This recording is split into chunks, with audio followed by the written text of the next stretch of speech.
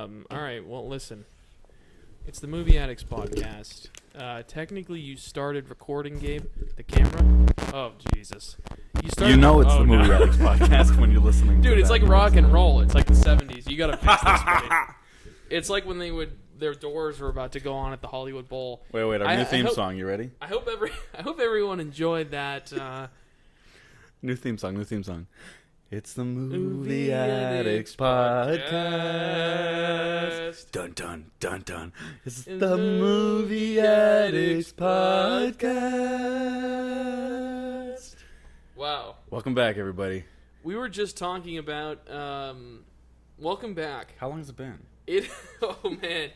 It's been since Oppenheimer or Barbie. So we saw them at the same time. Yeah, that's how long it's been. Oh my goodness. That's July of 2023. I think it's really interesting. Do you feel like... Is that July of 2023? Yes. You know we're in Los Angeles because you could probably hear the helicopter. They're probably looking for some sort of vigilante. They're gunning down a vigilante right now. Colin and I managed to move from the east side to the west side, and we thought we escaped all those helicopters. So... No, we didn't. We're still we're still in Los Angeles. Well, it was far worse in our previous... Dude, who smeared chocolate on our couch? That was not me. Well, it wasn't me. Wait, the dog smeared chocolate? Might not be chocolate if that's the case. Gosh. I don't even want to think about that. Moving on.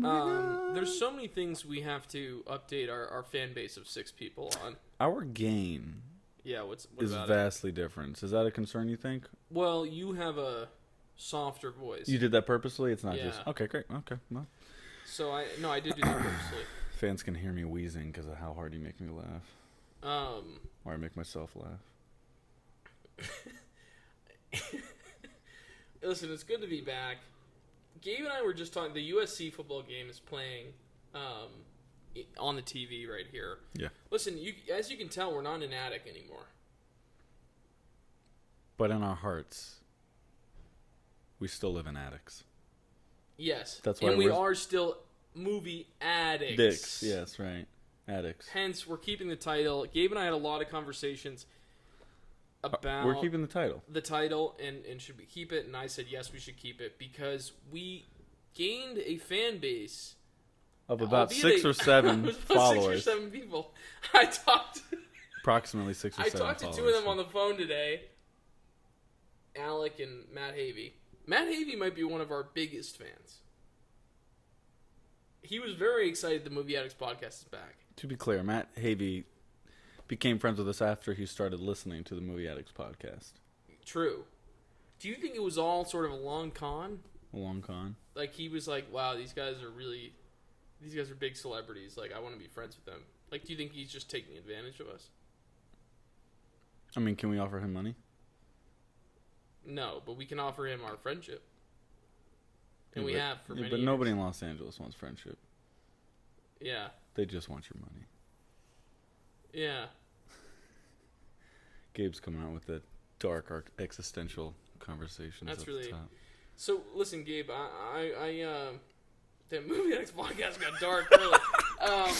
I love, occasionally just getting the silence out of you. You and I were just talking about SNL. I kind of want to go down this rabbit hole with you for a little bit. You sure you don't want to do ASMR for a little bit? No, as much as... I just want to also shout out one of our fans. So we shouted out 2 of them. Oh, yeah, go. Faye Palmer. Faye Palmer, if you're still listening. Faye Palmer might have been one of the only people... She's one of our only fans. And she reached out to us multiple times. I believe she also donated to the Rage Bait Kickstarter, if I'm not mistaken. Which we have to say thank you. Thank you, This Faye. is a personal shout out to Faye. Faye is a big fan. That was the first stranger who ever was into movies. You got to realize, Faye, after we upload this today while she's listening. Faye's going to get the notification. Right, exactly. Yeah, exactly. So Faye. Faye, you've been with us through our ups and our downs. And we're up again. And there have been many downs in the last couple of years. We're back. We're back. Movie Addicts, it's not going to have much of a format anymore, I don't think. What do you think? I think you can tell by my stare with What's the up? complete utter lack of notes. That, yeah, there's not much structure to go off of Are right you now. comfortable that you're just facing the TV and I'm just sitting over here? The alternative is I turn profile and I cut myself off. So Yeah. this is He's an actor. He's aware of his... all. Here's all I can say is somehow, I don't know how, Colin, who I can't say despises being on camera, but I wouldn't say that. but his craft is behind the camera. Right. Colin will sit down, and every time I see him in the episode of Movie Addicts, he manages to sit at like a perfect 45, both eyes seen, but still engaging in the conversation. And I always watch myself. I'm just like locked into you, like eyes, wow. and I'm always cutting myself out. And so maybe I'm like overcompensating right now, but I'm trying to just That's like interesting. open up, because the alternative is I just profile. No. I appreciate what you're saying. Yeah. That's interesting. Probably helps that you're sitting in the corner, so you can kind of. Yeah, I kind of need that. I kind of need the lumbar support or whatever that is. I mean, Listen, Colin just turned 38, so his lumbar is starting to like go. I turn 38 sometimes, but Yeah. So anyway, to go back to Colin's point, we were discussing SNL, and I said, "Man, I miss when SNL was a good show." Hot take. no, not a hot take. I would say pretty much a take that I agree with. But then what I also came back, this conversation just happened. What I came back with after Gabe said that is I was like, you know what though, it must still be a blast to be on the show. And then I kind of like immediately afterwards was also thinking about the countless interviews I've seen of folks who have been on SNL or who are on it currently saying it's essentially like a pretty brutal experience. And that sort of led me to the thought of, is that kind of what makes entertainment like a profit? But think about it, SNL's been around for a long time. Clearly it's a profitable, media property. So I'm like, is that what makes entertainment? Is that the only thing that guarantees entertainment being profitable? Is kind of turning it into almost a sweatshop style enterprise. I don't know if this is true, but the little idea just zipped through my brain as you were saying that. Like, what does make something profitable? And I think what helps a lot is consistency. Right. And so I think, like, we could talk all day long about whether or not SNL has been consistently funny, has had a consistent cast, had a consistent run. But what you can say is they show up every week for the last, 50 years? Yeah. They show up every week for the last 50 years. They've had the same, slot, 10 p.m. Saturday night or something like that? Yeah, 10, And 30, so yeah. that kind of consistency is Or where 11, profit can be made, or 11, sure, is where the profit can be made, because the advertisers can rely on eyeballs at the same time every week. Yeah. If advertisers couldn't rely on that, then they wouldn't necessarily invest money. And it's because imagine if SNL was like in a different city every week. Imagine if it was relying on live ticket sales as well. Imagine if Right, which it really isn't. Yeah. right, not at all. No, it's probably free. Isn't it free to watch it, or do you think people? I have still no pay? idea, to be honest with you. I don't know if it's like a late night show It doesn't where they really just even matter. It's, But the point is, like, yeah, they clearly make money off advertisers and things of that nature. I don't know, like, the way networks make money through, ad slots and commercial breaks, but like the consistency I know is huge, which is why the slot hasn't changed for 50 years. right. Yeah, it's been around. It's endured. Think about it. It's been around for 50 years. It's honestly endured crazy radical change Yeah. in the entertainment landscape, and it's still around. I was And it's still the same. That's what's interesting. It's still the same thing.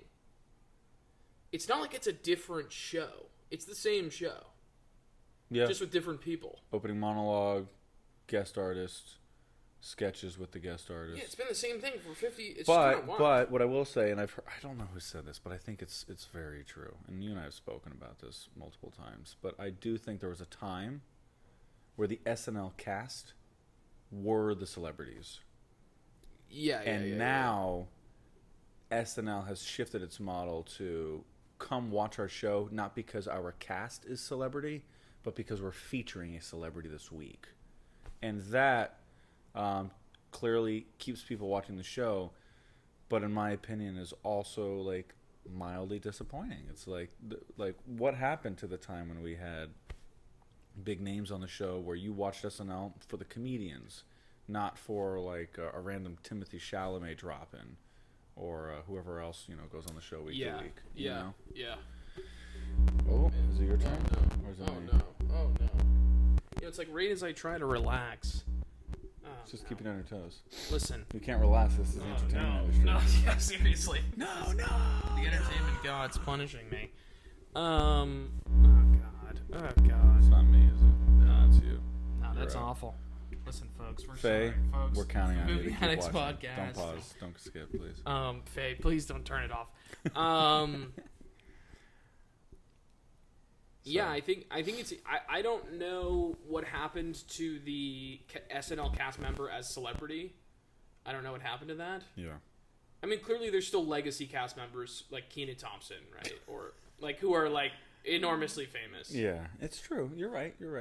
No, but I'm saying like. There's been people there for 10 plus years. Yeah, but people newer watch cast the show. members, I have no idea who they are. Also, I heard, again, this is all, I don't pay attention to the headlines as much as I should, but I heard Please Don't Destroy is not even there anymore. But Ben Marshall's now a cast member. I'll have to look this up. Yeah. No, you're right. One of those guys left. 2. I think it's 2. Cause okay. I could be wrong. What I heard someone say It's kind of a bummer. was Redhead Ben Marshall, Yep. now in the cast. Okay. And Please Don't Destroy is a group of 3. And they're not making videos every week for the show anymore. Yeah, that's unfortunate. Honestly, Please Don't Destroy was like the best part, in my opinion, Right. of like 24, 25 SNL. It's impossible to speculate why that happened, but I did hear about that. Someone mentioned that like last weekend to me, but quite frankly, maybe they just didn't want them on the cast. That sounds kind of stupid, though. I don't know. We need to actually research this before we speculate about it. But I thought we were shooting from the hip. Why don't we ask Jamie to pull this up on the Jamie, pull it up. No, that's gonna be Garcon. Garcon, pull it up. Let's ask right now. ChatGPT, who we're gonna call Garcon for a second. Yeah, ask. I wonder if ChatGPT will. It probably might have thoughts. We'll find out. Chat's pretty good. Chat's got a lot of stuff. We're going to voice mode for everybody. Yeah. So Chat, can you tell us why Ben Marshall stayed on the cast of SNL, but then the other 2 left the show from Please Don't Destroy?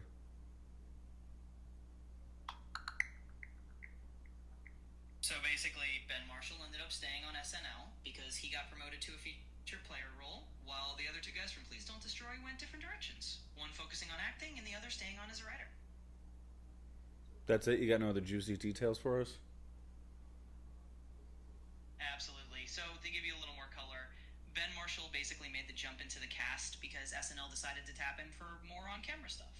Meanwhile, the other 2 members of Please Don't Destroy, John Higgins and Martin Herlihy, kind of pivoted. One of them stuck around behind the scenes in a writing capacity, and the other is leaning into more acting gigs outside the show. So it's really just a bit of a branching path for each of them. Huh. All right, thank you, Garcon. You're very welcome. Always happy to serve up the details. If you need any more tidbits, just let me know. What is your ChatGPT voice? Yeah, I don't know. I think you choose between a male and a female voice, and Really? And that's the one? I think so. I use Gemini, so I don't know anything about the GPT of it. Yeah, it's got a great. I think it's got a great voice. Like that we just did. You have to switch it from text to voice. Yeah. And so I don't know. I don't use it all the time, but sometimes if I have a quick question and I don't feel like typing it, it transcribes your whole conversation into text, so I can review it after reading it. Yeah. But I can have a full-on dialogue, and it lets me interrupt it in the middle of it talking, and it still listens. It's pretty amazing. Yeah, it works pretty well. That's pretty amazing. I really think I will say on the AI stuff, it's like I've been so busy the last couple of weeks that I haven't really had time to reflect on it. But I've been using Gemini a lot more. Why? And I upgraded my plan just because. Oh my gosh, I think just because I realized that it was the most effective way for me to find information efficiently. Yeah. I was doing some like heavy research for different things that I'm writing. Mm-hmm. I don't use AI to write scenes or do anything like create at the creative level, but like it is extreme as a research tool. It's unbelievable. Like large language models as a research tool are unbelievable. I mean, like it's especially because now they provide citations, which is awesome. Yeah, exactly. You can just click down at the bottom and say, you know, whatever it says, show sources or whatever. Yeah, it's. I think if you're a curious person, I do think like as a research tool, large language models are going to be really valuable, you know, for the foreseeable future. You know, like I'm like, it's an amazing tool. I learned there was one particular topic this week that I learned so much about just by prompting, you know, Gemini and absorbing its responses to my inquiries, and yeah, it was. Anyway, I think we're going to be moving into a super interesting space because chat. I pay for the upgraded version of chat. Yeah, I have the Gemini Pro. Right, so yeah. that'd be good for us to maybe sometime compare and see the benefits and weaknesses of each one. But chat recently sent me an email this week. I can, in the same way that like Zapier used to connect apps. Yeah. Or like you can connect Canva to like your Gmail account or something like that. Okay, sure. Chat is now being connected to apps.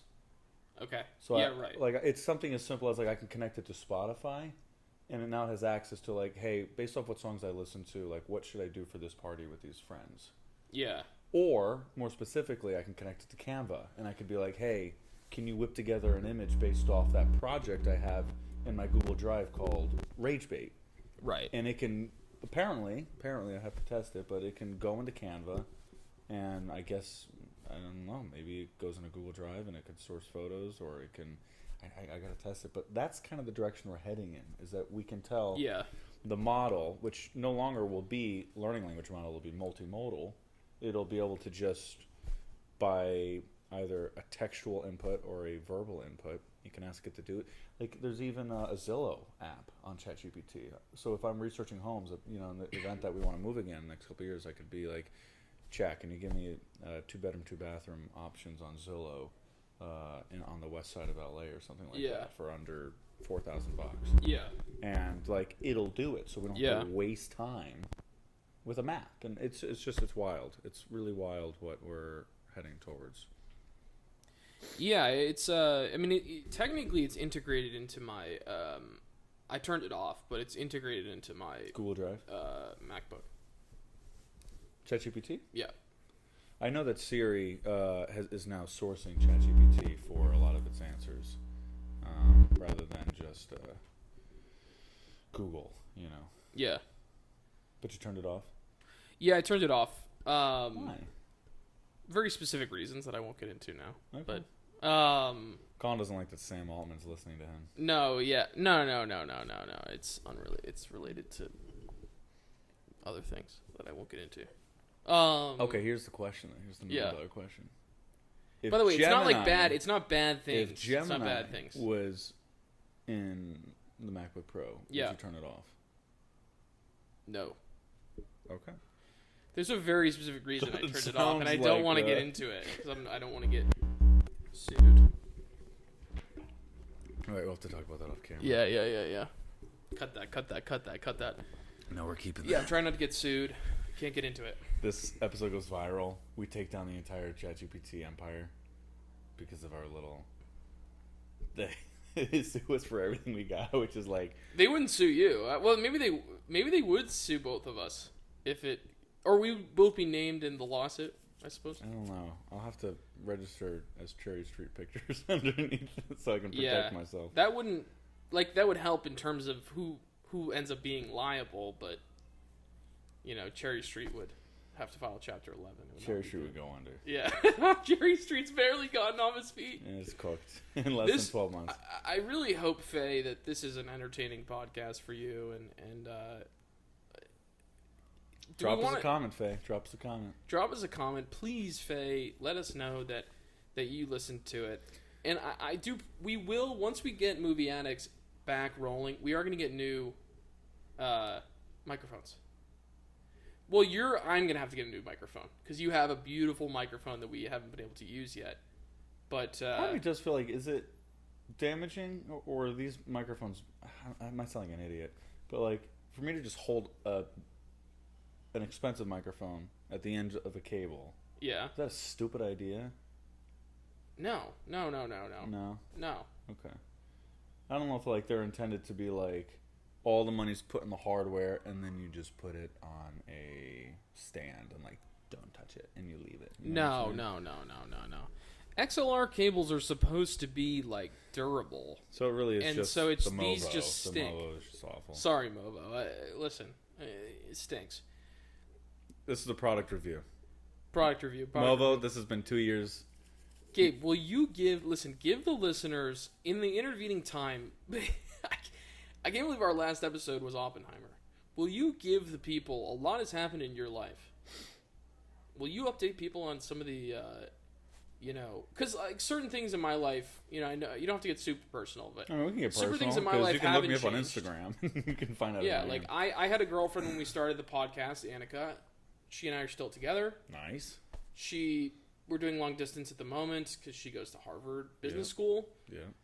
But, I mean, in the intervening time between 2023, July, and now, you became a star in the vertical soap opera space. Colin is I don't even say that. very genuine. This is real. Generous. This is real. I have climbed the ladder in the vertical soap opera space or short dramas. Can you explain to people who might not know what it is? So, for those of you at home who aren't familiar with the vertical space, verticals are an intersection of entertainment that is watched on your mobile device. And it gets the title vertical from the way at which you consume it. Traditional television, when you watch it on your phone, you have to rotate your phone to the left. But when you watch this kind of content, you can keep your phone upright and just hold it as you would call a phone or search on Safari or call an Uber. And so that's where the vertical part comes from. But the vertical is not just the way at which you consume it, visually, but it's also the kind of content that's being consumed. I didn't realize Colin was going to ask me a question and then sabotage my entire answer. Thanks, Colin. Sorry. I can really count on you to support me. I am sorry. Faye, I'm sorry. This is the kind of respect you show a vertical star? Sorry, yeah, I know. I'm in the presence of a star. Oh, wait, go on. So, yeah, you've got the way you visually consume it, vertical, but then a lot of people technically would say vertical is short for vertical short drama. There's a lot of different ways to phrase it because the industry is still budding. But the short drama refers to basically Southeast Asian dramas, K-dramas, Chinese dramas. There's a whole market of entertainment where they're soap operas. And they have their own way of doing things. They focus on CEO billionaires, and there's all kinds of storylines intertwined with like romance and kidnapping and friends to lovers and enemies to lovers. Yeah, there's all these tropes. There's tons of tropes, and somehow at some point in the last 5 to 10 years, the Chinese companies specifically managed to take that genre of television, use a lot of already established IP from Chinese romance novels, right? And then they distilled it into hour-long features that were watched like 2-minute episodes of television. In regards to like the international production of these, verticals have been produced for about 3 years now, 3.5 years in Los Angeles. So since the end of 22, maybe, I think end of 22, it might have been end of 23, but let's say somewhere between 22 and 23, they started to get their feet off the ground. And yeah, they're basically an absolutely chaotic attempt to create a really high quality podcast where the mics work completely fine. Sorry, go on. You were really crushing the explanation. It's basically a very chaotic attempt to create 2-minute television. And yeah, right. And people can watch. So you go. So for your purposes, Gabe will go and shoot for a week at a time as an actor. He'll get hired to play a lead role, a romantic in lead. one of these. Yep. He'll go and shoot it. He's shot them in China. Yep. Shot them in China, Vancouver, New York. I'm aiming to shoot in Australia, Vietnam, and Turkey in the next year. Yeah. Probably sooner than that. Turkey's going to be crazy. That's awesome. That's the hope. Yeah. But point is that, like, what it is, just to, like, wrap it up with a bow, and then we're going to have to switch over to the next visual segment. To put a bow on it, anybody who watches them on native platforms. So in the same way that people watch television and movies on Hulu, Netflix, Amazon Prime, Apple TV, HBO Max, there are apps that exist, such as Real Short, Drama Box, Drama Wave, Flareflow. All of these native apps exist like Netflix, and they have advertisers and they have subscription models, and they could probably afford really nice mics for when they're doing interviews. Exactly right. And long story short, those native platforms put out about 60 to 80 episodes. Every episode's 2 minutes, and it's just soapy soap drama. It's General Hospital meets a telenovela meets a Chinese drama, and people just eat it up. It's chaotic and messy, and it's kind of really fun for people who want, like, fast food TV, things that are either lighthearted or super over the top, things that they don't have to think too hard about. They can pump the gas while they're sitting in the car. They can fold their laundry and just swipe to another episode, and they don't even have to swipe. They can just watch in the episodes while it just automatically resets. Yeah. So, but yeah, these things get those. You can the biggest. I think Real Short is making over $20 billion a year. I could be wrong about that. It could be $10 billion. But there's a huge market for the biggest company in the space. Think and they've monetized it by tokenizing everything. Tokenizing? Selling tokens like gamification? Yeah. The gamification of it is the business model. Yeah, right? I would say, you know what's funny? I would say the tokens is how they kind of nickel and dime people. But the reality is weekly and monthly subscriptions is where they make money. Okay, got it. Because every show has more or less a 10-episode paywall, and so you get the first 10 episodes for free. And honestly, that's pretty good. That's about 20 minutes of free content. Yeah, I've watched like the first 10 of a few of them. And so you get 20 minutes for free. And thanks, brother. And then when you get to the 10th episode, something dramatic happens, and you have to decide: do I buy tokens? Yeah. And keep watching, which is kind of a waste of money, but people do it. Or for those who either have a couple extra bucks or don't mind the subscription, they'll pay for a week, and suddenly they not only get to finish that entire episode at no extra charge, I didn't even realize they get to watch all these other shows at no extra charge. Got it. And so the idea is to hook somebody with the trailer on TikTok, get them onto the platform, get a subscription for a week, and then that's kind of the point. Like, whereas Netflix, they want, people subscribing to 12-month long subscriptions. These platforms, they'll take you for a week, because they know you're not going to watch everything, but they'll get your money for that week, for that month. And how much does it cost for like a week? I don't know. On Real Short honestly, or something? I have no idea. We can look it up. Yeah. But let's pause here for a second, because we're going to switch over at the... we're just going to take a quick break, folks, and we'll be right back. Yeah, okay. We're back. Oh, okay, so, anywho, long story short, I entered the vertical space about a year ago. It's been paying my bills.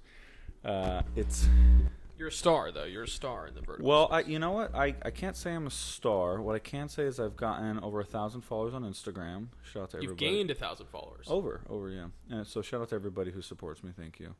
But people write like these. There's like people who are like big fans of these series that write blogs about them. That's true. Yeah. So on to Colin's point, like, there's been reviewers that have written about me, podcasters who've invited me on their shows. And so I've definitely gotten some recognition and occasional offers. The reason I don't say I'm a star is because there are people in the space who are like bigger stars. They're invited to all these... Excuse me. They're invited with their faces on the posters of all these conventions. They are on the cover of all these huge... like shows with tens, if not hundreds of millions of viewership. I don't think I've ever done hundreds of millions of views on a drama, on a short drama. I mean, maybe I have on a platform that's been out for several months now, but there's just people who with a large social following, with even more films or shows than me under their belt. They're even more established in the space. I would say, like, in my experience, I'm somewhere in the middle to upper tier, but I mean, it's as with anything, it's like it's exponentially, and so there are people who are up here, and I would say I'm somewhere over here. I just need to get on like one show, and like it'll definitely shift. But what dictates like a hit in the space? Like from what you the can clients tell. Are convinced that if I'm the correct, clients being who? The clients being the people who own the platforms. So, the buyers. No. I'm talking about like the David Zaslavs and who's in charge of Netflix. Yeah, aren't they the buyers in the market? Is that what you call them? Yeah, like they buy the series from production companies. Yeah. Not always. Oftentimes, actually, the production companies work with the platforms to choose a show. Like I don't think production companies usually shoot something and then hope that somebody buys it. No. Like a network does I don't mean that. I don't mean that saying? they're hoping anyone buys it or that it's a free market. I'm saying that regardless, aren't USC won, by the way? Nice, congrats. Aren't they? Michigan. That's what I mean. But aren't the platforms the buyers? I guess so. If that's what you're saying. I don't think they split. What I mean is, like, I don't think they split the revenue with the production companies. Don't the production companies make it and then sell it at a margin? I see what you're saying. Right? Okay, yeah. I think so. Yeah. That's how you've explained it to me in the past. No, you're right. I misunderstood. Honestly, when you said buyers initially, I was like, the people that watch them, they're not. Nobody really cares. Oh no, which would be the viewers, which is why I'm not. Yeah. Misunderstood. Yeah. So yeah, okay. So the people in charge of the platforms, my understanding is they kind of feel that the biggest things that dictate success is story and recognizable talent. Because sometimes you could just put an actor on a show and it just does well. It has the eyes. It gets the viewership. The reality is there's a lot of shows that have recognizable talent and they don't go anywhere. These shows just kind of live and die on that platform. But after that or before that, clients insist that the story is paramount. And in my opinion, you know, I could have all kind of things to say, going to school for theater and acting, studying some playwriting, musical theater, studying some screenwriting. You more so, though, with all of your experience in writing. We can all agree that the stories, by nature of the soap opera genre, they are just ridiculous. And so it's kind of hard to accept that, like, really? Stories are the reason that these are selling? But the reality is that, like, I've spoken with some people. A lot of people watch movies for different reasons. You know, yes. They watch them for, you know, they do like the talent. A lot of people watch it for story as well. Yeah. A lot of people watch it for character. A lot of people want to watch one specific character, see what happens to them. Or they want to see an ensemble of characters, like if they're watching a sitcom. Maybe somebody watches a show because there's themes that are relevant. You know, maybe it's what do they call crime dramas? True crime. Yeah. You know? Yeah. At least in the podcast space. Like, true crime's huge. Yeah. You could arguably say they don't care who the journalist is. They don't care who the killer is. They just like that genre. And so when I hear that clients really believe that the story wins, well, they're the ones with the data. It's a metrically driven space. And they must know which tropes sell the most, which plot lines sell the most. But the reality is it's also a game of output over quality. Right. Because they will make easily 100 shows, knowing only 5 to 10 will turn a profit. But the 5 to 10 will justify the cost of the other 90 shows. Yeah. Because they're so cheap. They're only made for 150 to 300,000 bucks. Right. They're essentially shot for what is the equivalent of like a really, really low budget movie. I would say micro budget to ultra low budget. Yeah. Tops. Right. Tops. But if you think about it, however, that being said, in a sense, that's also kind of, I wouldn't even say super low budget movie because they're stretching 150 to $250,000, essentially, right? That's essentially the range. Yeah. Over 7 days, not 20 days. That's true. 7 to 10 days. A typical sometimes 6. indie window production schedule will be like 20 days nowadays. Yeah. Typically for like a traditional feature-length movie, but these are shot in 7 days. Correct. So you're on these sets, and it feels like it's a real movie set, right? Like it's not like it's like a real television set. Like you're working with very skilled professionals, directors, producers, writers, gaffers, I would say etc. 90% of the time, the crew is pretty darn competent. Yeah. And so but it is a high volume model where, Right. like you're saying, they're trying to essentially shoot, 3 to 5, and to your point, times more, right, stories than, I don't even know, than like Netflix or something, right? Well, they're effectively what Netflix was back in 2012. Yeah. Netflix is like, we're gonna spend everything we got. Yeah. So we can own the original content streaming space. Right. Because the fact other streaming platforms didn't exist. Maybe Amazon Prime was just getting its feet wet back in 2015, 2016. I honestly have no idea, but probably. But other than that, like nobody else was streaming at all. HBO took a couple years later. Paramount popped up at the same time as Peacock.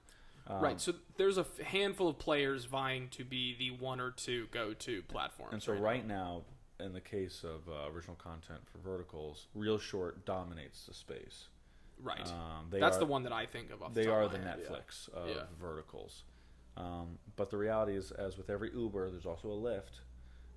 And so there are other platforms that are vying for that second, third position. And honestly trying to usurp Real Short, because the reality is platforms come and go, and we'll see how profitable they are in a sustainable way.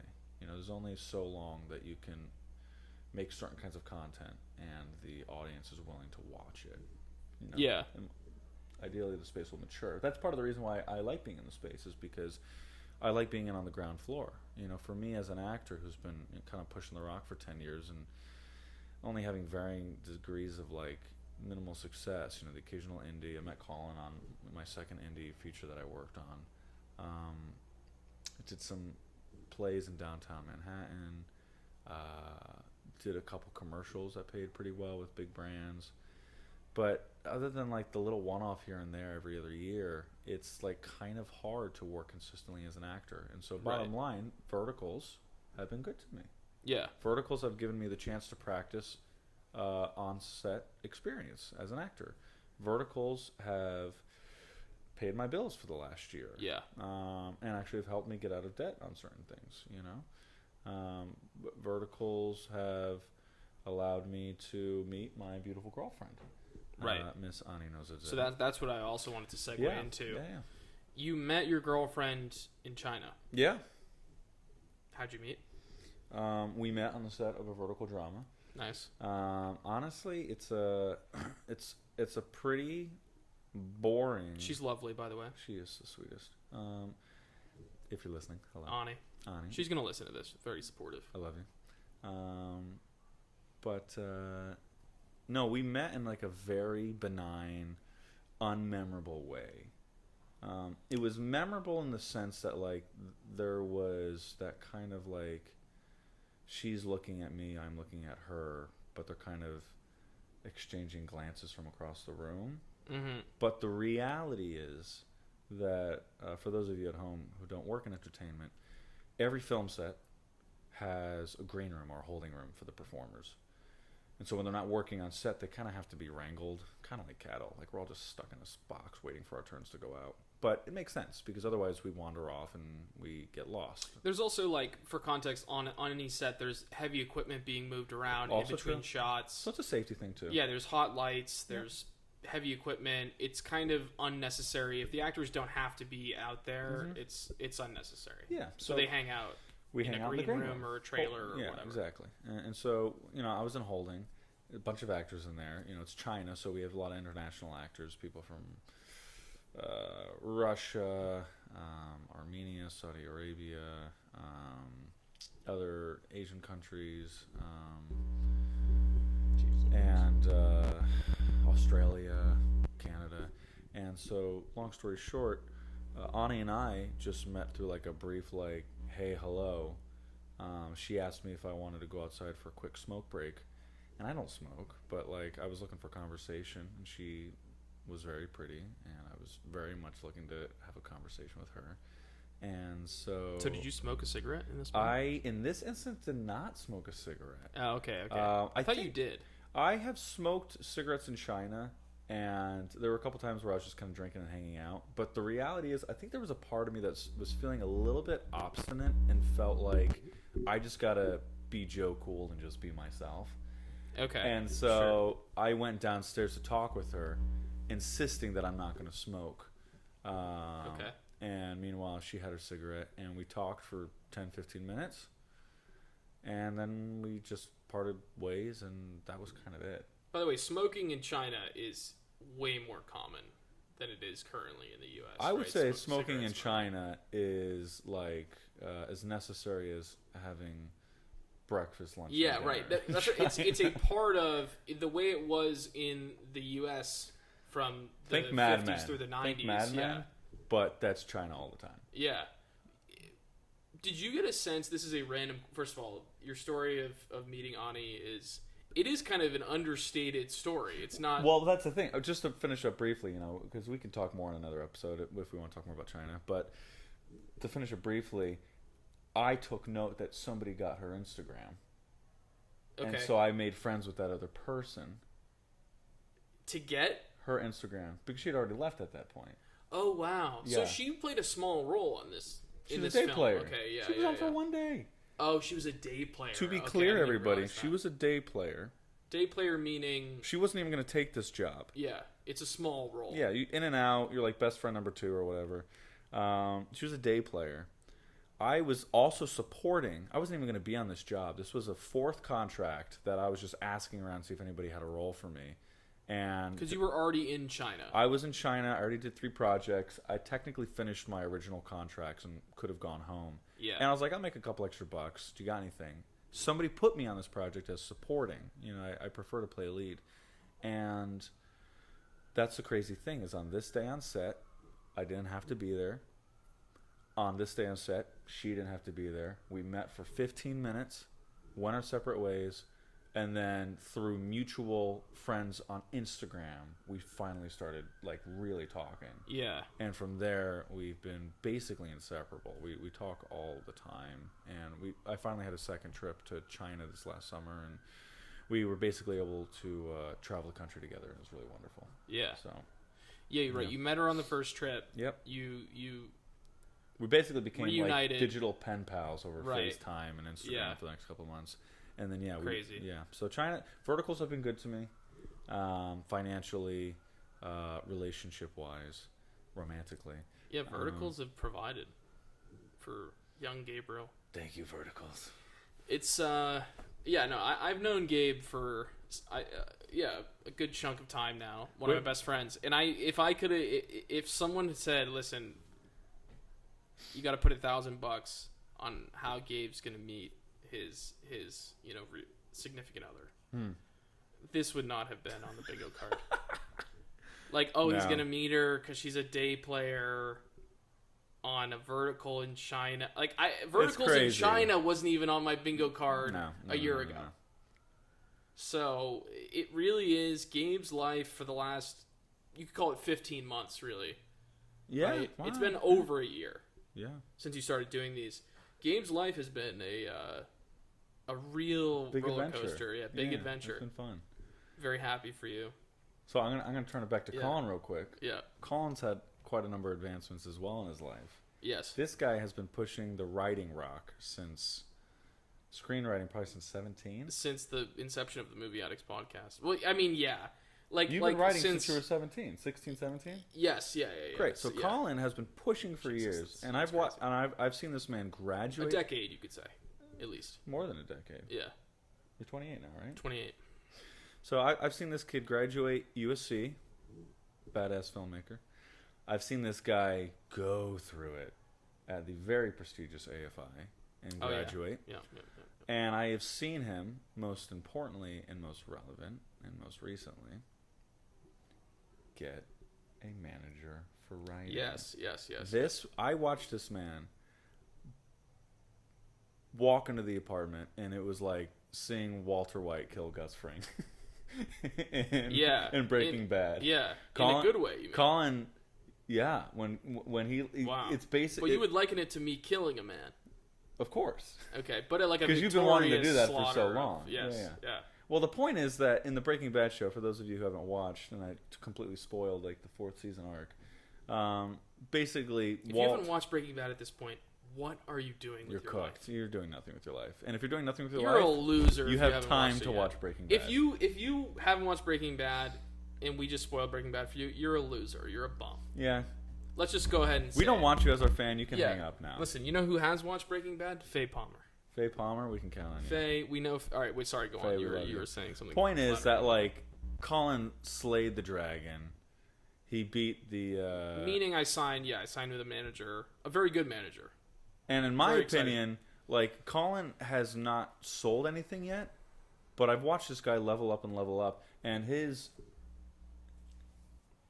business acumen, his approach to the industry, I've just felt a major shift in Colin in the last 4 months. And I know part of it is the heat and you could call it the adrenaline rush from finally having someone believe in him as not just like an artist, but as a purveyor of culture, and honestly, specifically, as product, right? As a businessman, because that's the thing in this industry. Like, we all want to be artists and share our heart and soul in what we create, but we also know the reality that if you are not a 16th century Renaissance artist who has a what do you call the Medicis? Like a it's not sponsor, a benefactor. Oh man! Damn, I know what you're. A patron. Thank you. Yeah. If you don't have a patron, you got to sell. Right. And the business is hard, man. It is hard. Yeah. But Colin Dale, I have seen the guy. I've seen a switch flip in him, and I'm very excited for the day that you have to have craft to fall back on, because.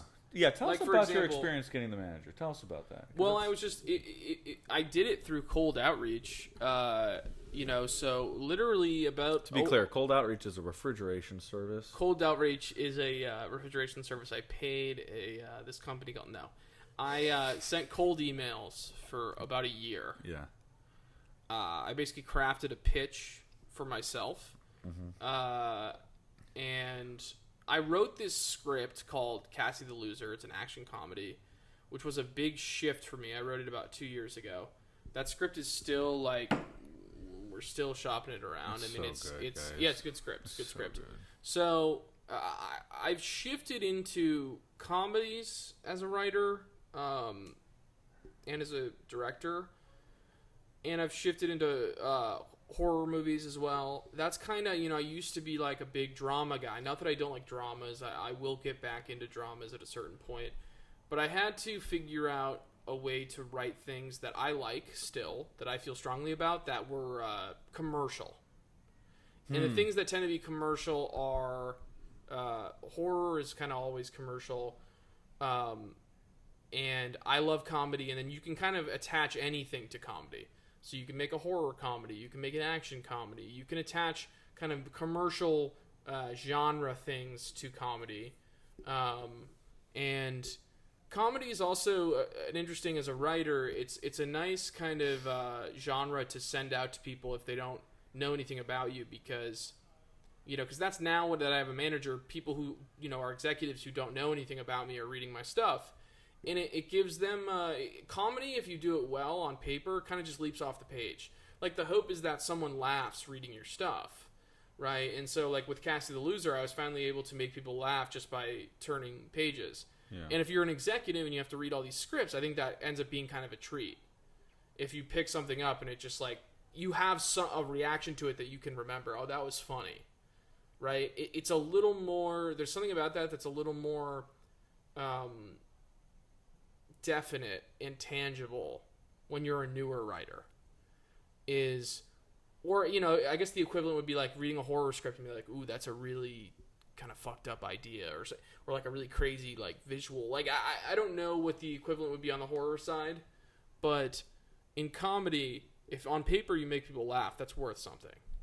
I would say that's worth gold. Yeah. Because anybody can watch something and be presented a final product and laugh. In the acting space, just briefly, in the acting space, we get so self-conscious when we go into an audition room. But the amount of times that I've heard CDs, casting directors say, we want you to succeed. Yeah, we want you to succeed. We want you to step into the audition room and solve our problem. And we want you to basically be the answer to our question about who's best for the character. That gives me the confidence that, like, I have something to provide and I'm bringing value. I could be wrong about this, but there are even more gatekeepers when it comes to selling writing and movies. And, like, the fact that, like, nobody wants to, like, literally nobody wants to read your script. And if somebody does want to read your script, oftentimes they hire an assistant to write copy on it. So they basically review it. And so the person that you want to read is getting like a watered down version of whether your script is a thumbs up or a thumbs down. And the fact that Colin has gotten his script in front of people and they have laughed about it, that's huge. It means it means something. You know? Yeah. And my manager is Max is really good at his job. He teed up potentially a big opportunity for me that I'm like in the thick of working on right now. But nice. I think what's interesting about Max too is, like, I mean, who knows? You know, he might have. There are other people who work at the company who maybe he passed it along to them before he read it. Yeah. But nonetheless, like, he doesn't have an assistant, so I know that he read it and enjoyed it, and it feels like, I mean, he tells me constantly about how much he still is like believes in Cast the Loser, for instance, and that was a huge deal for me signing with a manager, because now I am actually in the game as a writer and a director, and currently what that really looks like is me still just writing a ton of new stuff, workshopping it with Max, developing stuff, and then sending it out and taking meetings. That's what it currently really looks like. But at a certain point in time, I will sell something, or something I've written will generate a financial opportunity. Buzz. And that could be me being a writer for hire. That could be me getting hired to polish a script, to write a full draft of a script. That could also be one of my original scripts, you know, going into development somewhere and hopefully ultimately getting made. Like, it could be a number of things, but I'm finally, like, in the game. What's funny is, like, now that I'm in the game, I'm realizing, you know, now it's like I'm in the game, but, like, I'm still in the minors. So now, like, I think before I wasn't even playing baseball. Right, exactly. I wouldn't say you're still in the minors. Like, somebody hired you and is paying you, not really, but you know what I'm saying, to play ball. Yeah. You know? And there was a time where there weren't even scouts looking at Colin. Right, yeah. And so that's a big deal, but I think Colin's been drafted. That's the point. Colin has been drafted. I got drafted. And that's huge. Yeah, that is big. So yeah, I mean, that was one of multiple developments in my life. And I've also turned Strange Place Productions, my production company, into a business. You know, we have a number of clients that we provide video content for. So, yeah, over the last couple years, a lot has happened for both of us. Yeah. But the Movie Addicts podcast is back. Yeah, baby. It's back. What time are we at? It's back, and we have 4 minutes. Okay. I believe. It's back, and is there anything, Gabe? We were supposed to. We were like, are we going to talk about a movie? Or are we not? Well, Colin and I. Here's the thing. Colin pitched, why don't we just do a hang podcast? And I think there's going to be some value in that, of just kind of taking the pressure off and, like, sharing our lives each week. I still like a little bit of structure. I like the idea of like Colin and I's biggest common interest is watching movies. Yeah. And so like why wouldn't we just chat about a film and keep ourselves inspired week to week by a new movie in the theaters? So this last week we watched Roofman. Yeah. And like if you had 30 seconds to say what you liked about Roofman. We can keep talking about it. I mean, Roofman. We can also pivot it to next week's directed episode. by Derek Cianfrance, is one of my favorite directors. Yeah. It's an interesting because it was kind of an under the radar release a little bit, and I am curious. I am so curious how this movie got made, but nonetheless, it was clearly they're gunning for maybe some awards buzz, releasing it in October. Yeah. It was technically a Paramount release. Good for Paramount. Yeah, but I am so curious. There were about 7 companies whose logos flashed before the start of the film, to the extent that I was like laughing about it. But not studios, just production companies. Yeah, huh? but I'm saying, which makes me curious what the path of this movie was. It seems like there were a lot of hands involved on the business side. Yeah. Nonetheless, Channing Tatum stars as the Roofman, who was a real guy in the early 2000s, who essentially robbed a string of McDonald's so that he could afford a house. Because he was in the military and came back and sort of had a lot of trouble adjusting and was broke and was like, he has kids and, he's like, I need to make money. And so he was like known as, this mystery man sort of thief who was extremely kind to all the McDonald's employees that he robbed. Yes. But he was called the Roofman because he would climb in through the roof. Like he would cut a hole, which I imagine is a military. I think the implication is that it's a military skill of some kind. Is like being able to basically carve a square in the top of any roof, really. Yeah. And just being able to drop in. And Channing Tatum plays the Roofman. Kirsten Dunst is in the movie. Kirsten? Is it Kirsten? Lakeith Stanfield's in the movie. One of my favorite actors. Just shows up, kicks ass. Yeah, he's awesome. He's always so good. Who else is in the movie? Ben Mendelsohn's in it. He is. Yeah, Ben Mendelsohn plays the But pastor. his wife is also recognizable. I just forget her name. I know. She's good too. Ben Mendelsohn. Who else? Now there's a plane. Shout out to the plane. Like there's a plane. There is an airport in Santa Monica. I mean, the reality is so I think that's what that is. But we're also in a less insulated place than a 100-year-old house made out of solid wood. Yeah. Our old shooting location for Movie Addicts was the attic in our old house, and that was an old insulated house, wasn't it? Yeah. Oh yeah, I mean technically we're in the attic and not insulated like the rest of the house, but there's no sound. Like that roof still had a nice thick build to it. It was Anyway, they built homes out of different kinds of material back in the day, like a home like that built different. Now they build homes out of fucking Trash. awful material, and then they charge you, $10 million for a piece of shit. But anyway, that was a really nice cynical take for me to just throw out. Yeah, let's not move on from that. Let's keep talking about it. Anyway, the Roofman. Roofman. What was I saying?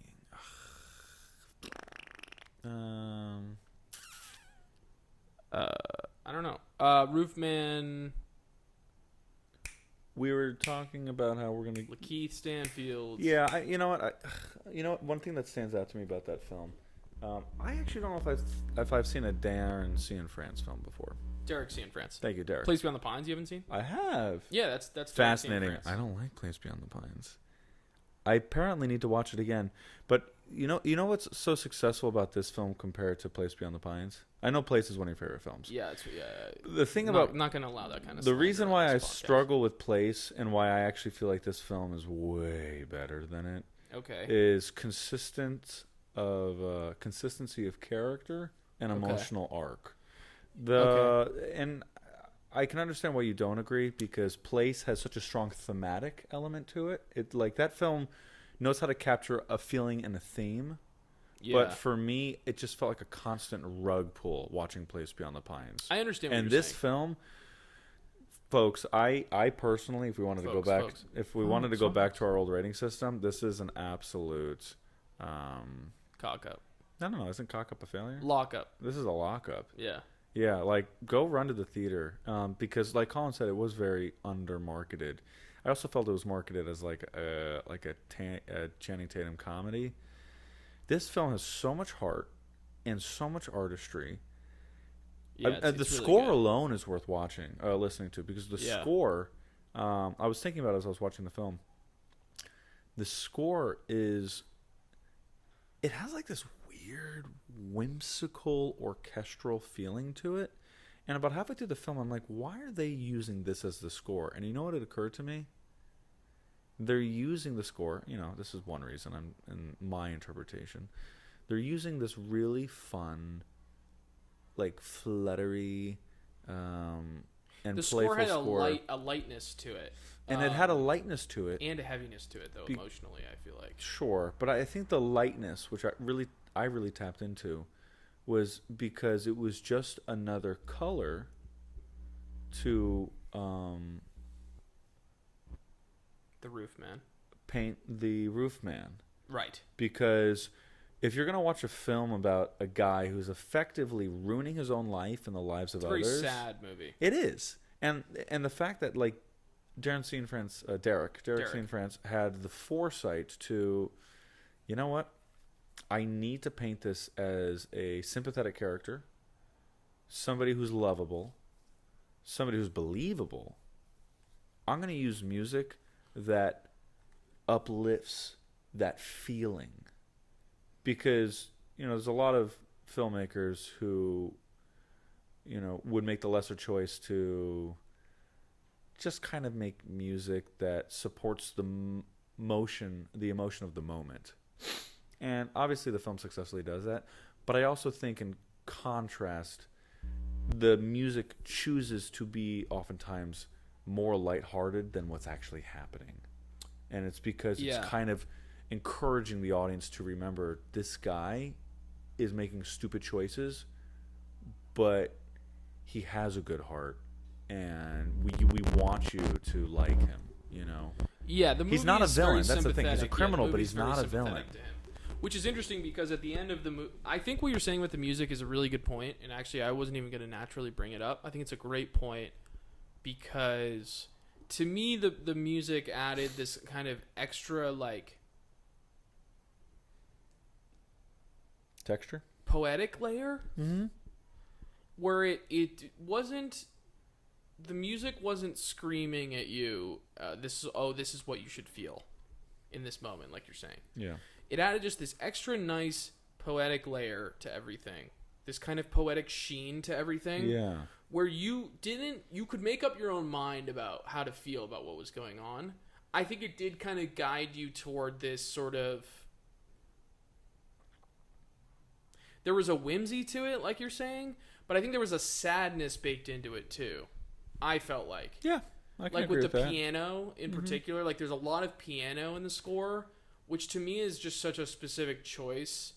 It was also, I mean, you know far more about music. It was piano in a key that felt very melancholy and like, it would fluctuate between sort of being whimsical and then its other parts being quite melancholy without being overbearing. I don't know what key. There's a moment in the film, but... if I'm correct, I could be misattributing, but I think there's a moment in the film where the main character, Channing Tatum, as a narrator, talks about how people are alone. Does he say that at one point? Am I crazy?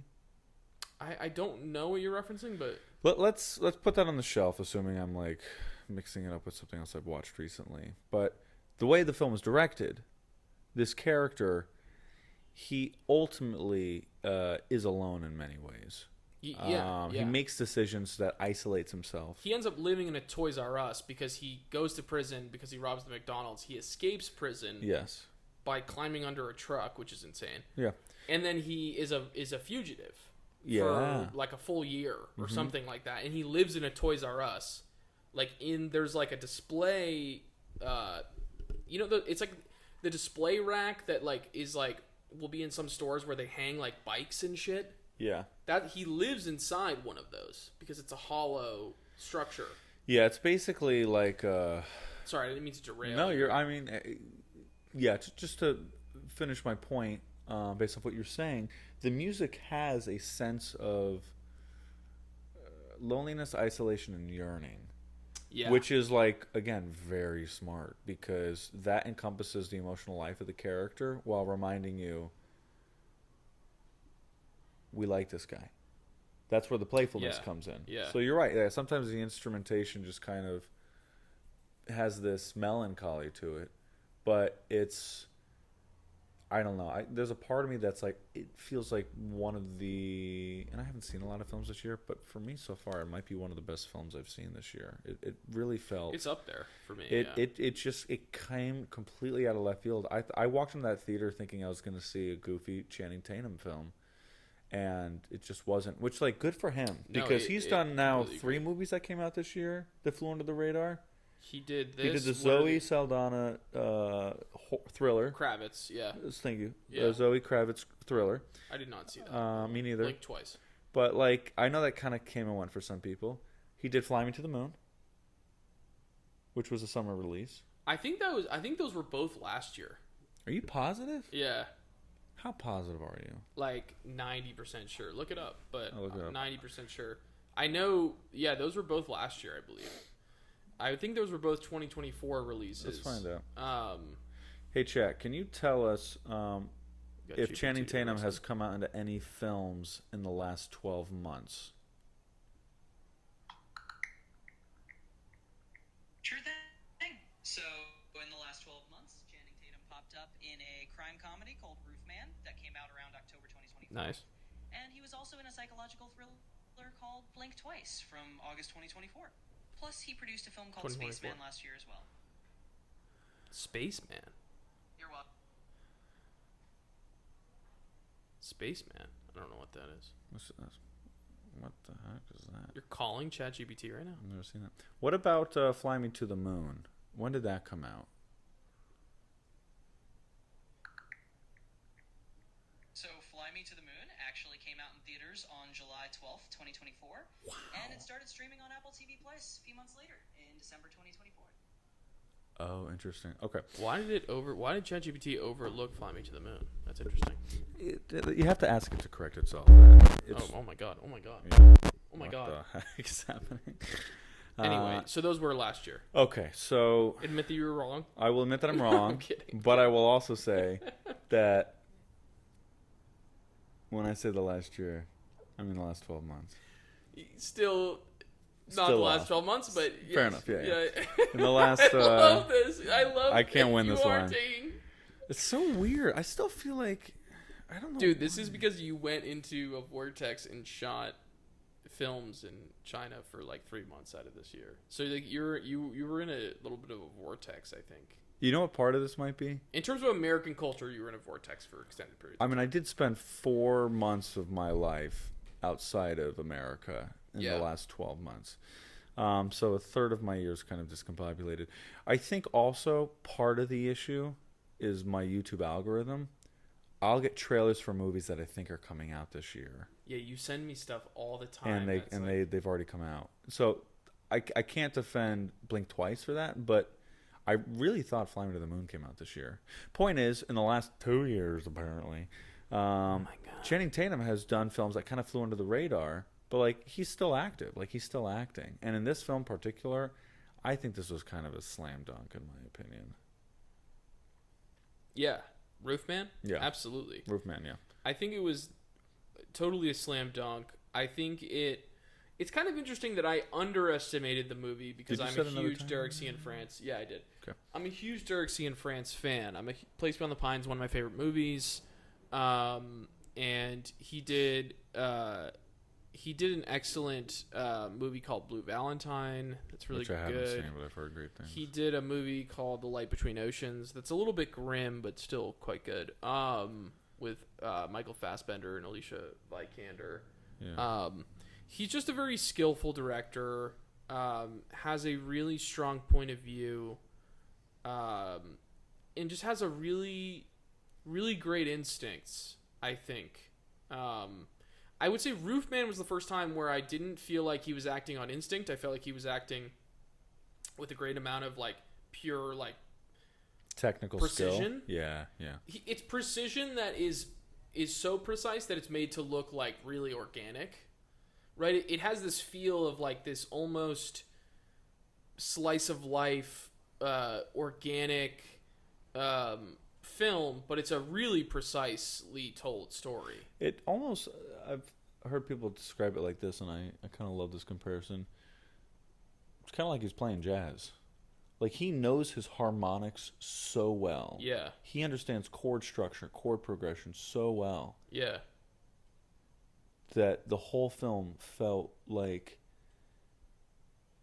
in terms of comparing it to jazz, it was this unexpected amalgamation of, like, chaos isn't the right word, because jazz is chaotic in many ways when I'm thinking of improvisational jazz.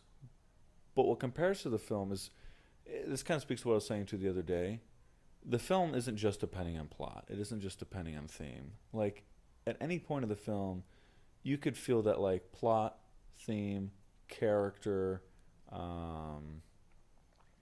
what else? What other tethers of structure? Dialogue. All of these things are working together to not feel like work.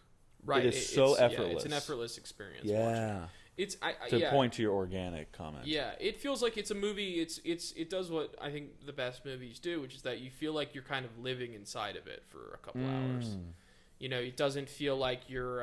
It doesn't feel like you're working. I haven't felt that. You shouldn't feel in a movie, if it's doing its job, you shouldn't feel like you're working while you're watching it. You know, it should feel like you're being transported somewhere, or you know, you're being sort of invited inside of an experience. This film was different though, because like I feel like I can find escape and I can live inside of films. Like, what have I seen in the last year? Like, what action films have I loved that I've seen? Mission Impossible 7 came out this year. Yeah, or Part 2. The Final Reckoning. Yeah, yeah, and I had great, which was great by the way. Yeah, I had a great time watching it. That was like adventurous and engaging. Oh, it's great. That movie rocked. But I'm trying to think if there's any other blockbusters. Superman. I felt that way. Superman I don't know how you felt. Yeah. Superman, I also felt like I stepped into a world and I could disappear for 2 hours. That's just what happens when a director and the actors and the filmmakers involved really have a strong sense. But my point with Roofman is like none of them made me feel the way Roofman felt. What I guess I was trying to say is like I felt like I lived with that character for 2 hours. Yeah, which I think exactly. Yeah, I haven't felt like I've lived with a character, which might just be one of his strengths. You know, it kind of makes me think. I felt so close to that guy. Kind of makes me think about like a Safdie film, like when I saw Good Time. Yes. You know, you're watching somebody just.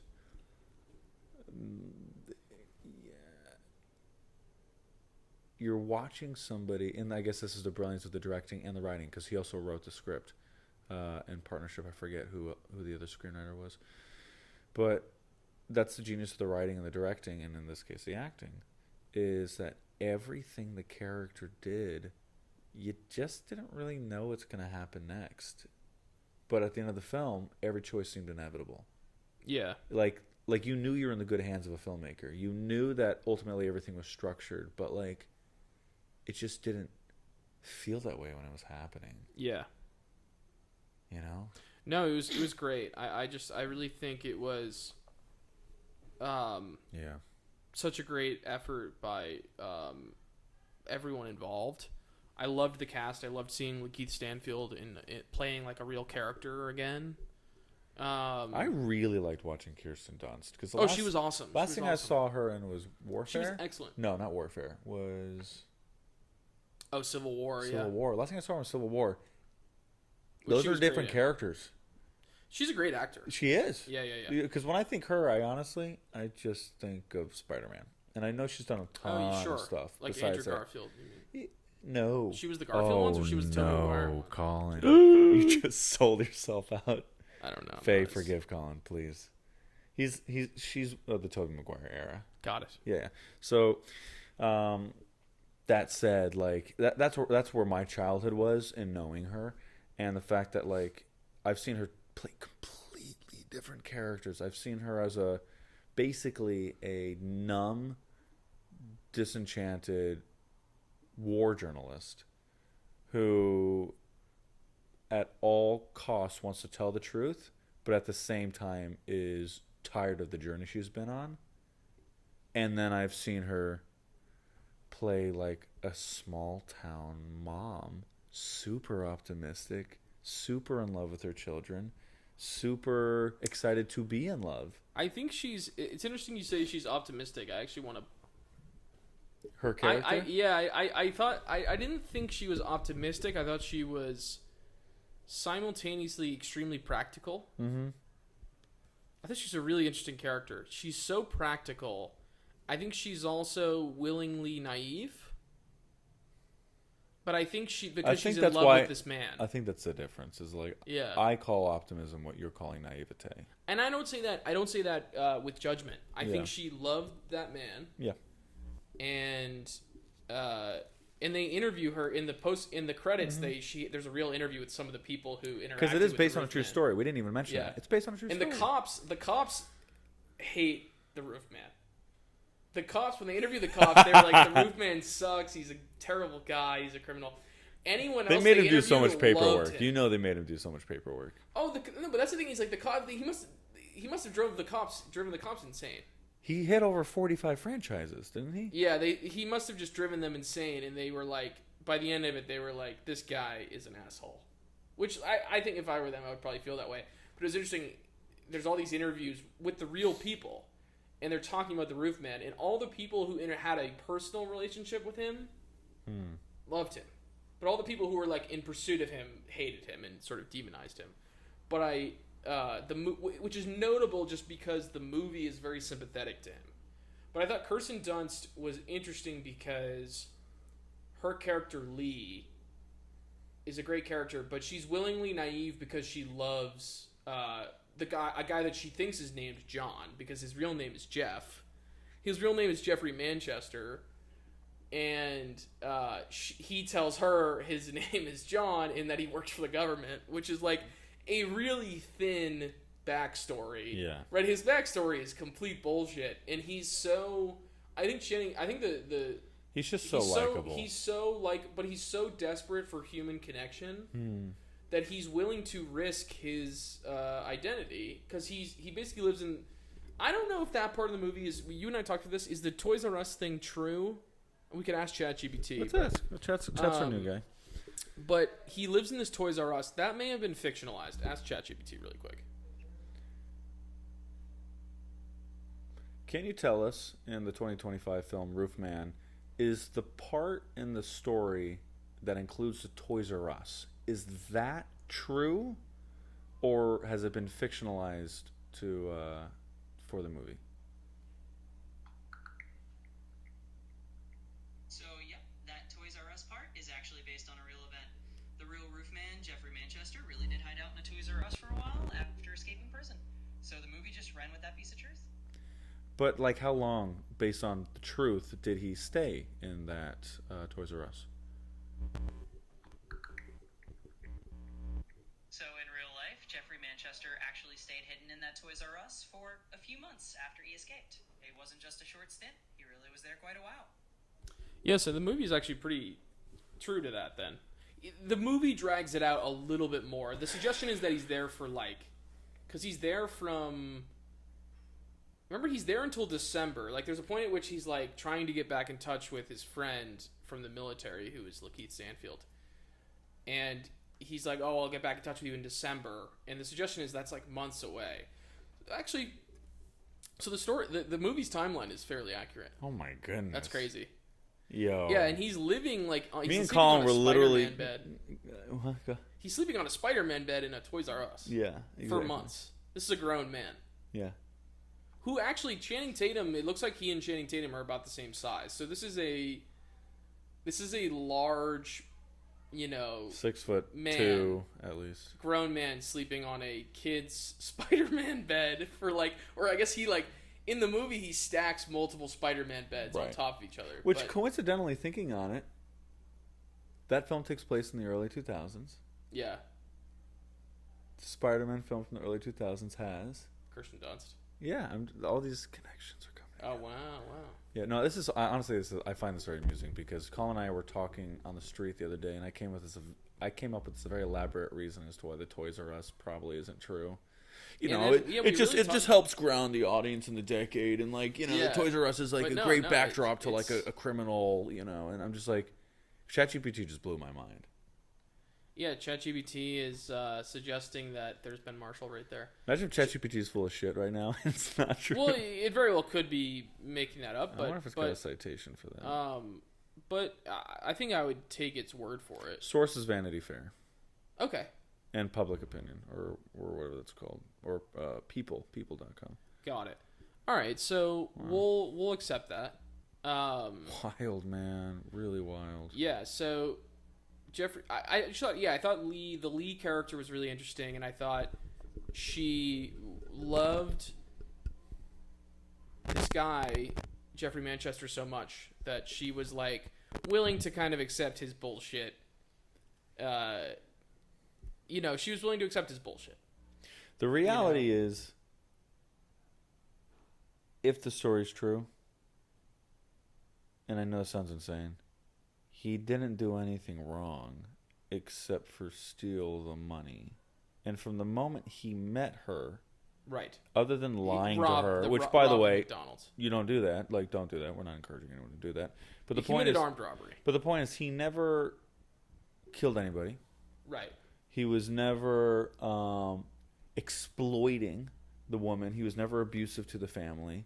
That's part of the reason why him going undercover, he according to the story, the only reason he was exposed, if this is the true part, we don't know, we'll have to check again. The only reason he was exposed is because he basically had like a self-sabotage moment.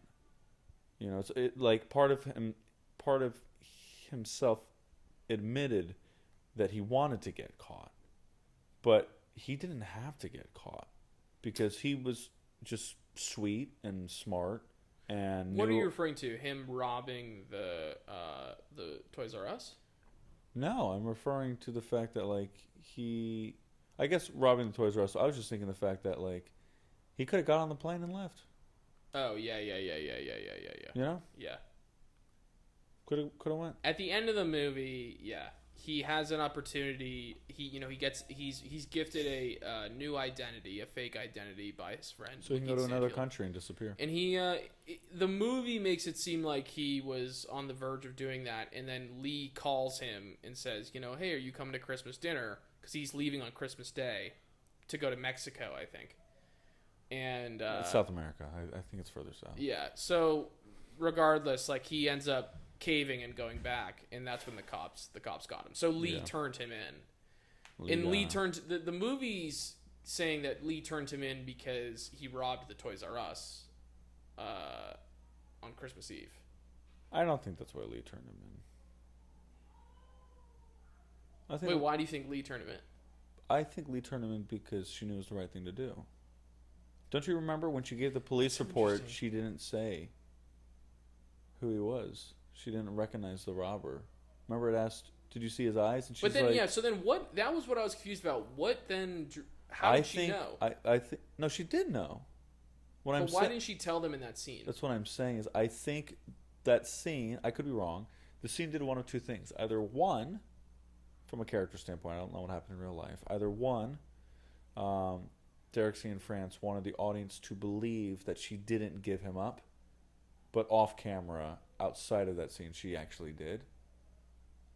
Okay, sure, yeah. So he's just picking and choosing what parts of the conversation to reveal. Right. Or, which is the part I believe and I prefer, is that she went to the police, she lied to the police to protect him, and then she realized he's going to keep hurting people if she doesn't say anything. And so she decided... that's probably more likely, right? Yeah. She decided that in spite of how much she loved him, she had to, yeah. Which goes to what you were saying. She's a very practical, principled woman, attending church every week. I think once the truth became undeniable, she was like, all right, I can't do this naivete thing anymore. I think she always knew there was something wrong with Jeff. Yeah. She always knew there was something wrong, and she sort of denied it because she loved the guy. And then once it became undeniable, she was like, okay, it's over. Yeah. Great movie. Yeah. Ugh. I really thought it was great. I would say it was a 10 out of 10 for me. Honestly, I don't really know what more you could ask from that movie, to be honest with you. Yeah. I think it's a sleeper hit. I really hope people go see it. Apparently, it's doing actually pretty good box office numbers. Really? Yeah. Huh. Apparently, it had like a... it opened number 2 box office wise. And had a solid opening day. So, yeah. I still stand by that there was a subtle pacing issue. I don't agree with this, but yeah. Well, this is where, like, I almost don't agree with it either because I was feeling a little tired yesterday. So maybe I was just feeling tired at that point in the film. You know? Like, yeah. That's the thing is, like, we have to remind ourselves sometimes we judge films based off the fact that we just feel good or don't feel where good. Where we're at in that point in time. Yeah, exactly. And so, like, if you're hungry or you have to go to the bathroom or, like, you're having a bad week, like, you might not enjoy the film as much. But the reality is, like Colin said, that film, I hope, is a sleeper hit because it just had no business being that good. Yeah, so Roofman, go see it. I think it had all the business in the world being that good. I believed in Roofman. It exceeded my expectations. Really? You walked into that thinking you were going to see something I was very excited to see it. Interesting. And then I think it delivered on everything that I was hoping it would be. Yeah.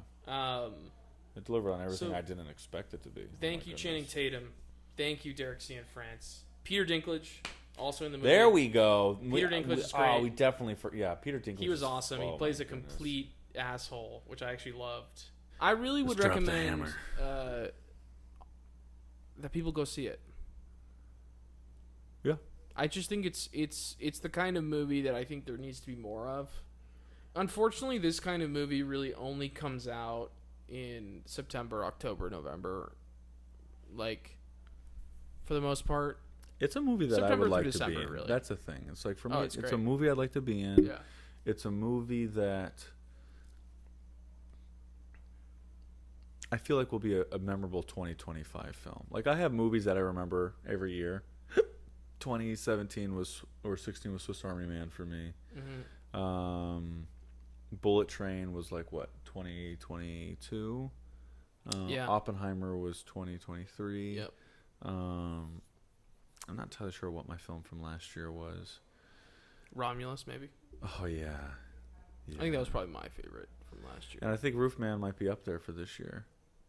You know? Roofman just kind of snuck up on me. It really did. Yeah. That's all I can say. You were sleeping on it because you're a hater of you're a Derek Cianfrance. Well, you have hater. to also here's the thing. You're a Derek Cianfrance. I will hater. also that guy sucks. What I will really say, nice guy, by the way. If you ever look, his interviews are great. If you ever want to look up, like, I should look him up. He has great interviews out there. Anyway, what I will say is, again, left the country for 4 months this year, missed a lot of releases, and so Roofman is the first movie I've seen since being back from China. But like, I missed. What came out this summer? What was that horror film dude, you liked? Mission Impossible. After that. What? After that. August and September releases. What did I miss? Oh my god, Weapons. Yeah, I missed Weapons. Weapons apparently Sinners, was awesome. I did see Sinners, which was sick though. You saw Sinners, but you were gone when it came out, but then you did catch it. Yeah, exactly. Some good movies this year. Yeah, there's a lot. Like, Weapons might be up there. Movie Addicts when I go see podcast it. missed some good ones. I still haven't seen One Battle After the Other. After another. Still have to see PTA. that. Yeah. Man alive. Yeah. Anywho, shout out to all the filmmakers. Shout out all to the lovers and dreamers working through long distance relationships, and shout out to Faye. Who's Faye? Faye? Who's the woman who supports our show? Oh, sorry. I was like, Faye. I was like, did I say her name wrong? Sorry, Faye. I was like, did I say her name wrong? Faye. I'm sorry, Faye. Colin. Listen, our Faye, entire I'm tired. podcast. This is my bedtime. You know Colin, that. you have to remember, We the only just had reason an we're awful back audio is because... I'm sorry, Faye. I'm tired. It's my bedtime, Faye. Listen. Faye, let us know in the comments or what you thought about this episode. Right? Anything else to say to Faye? We wouldn't be back without you, Faye. You said you were going to say something else before I said the Faye thing.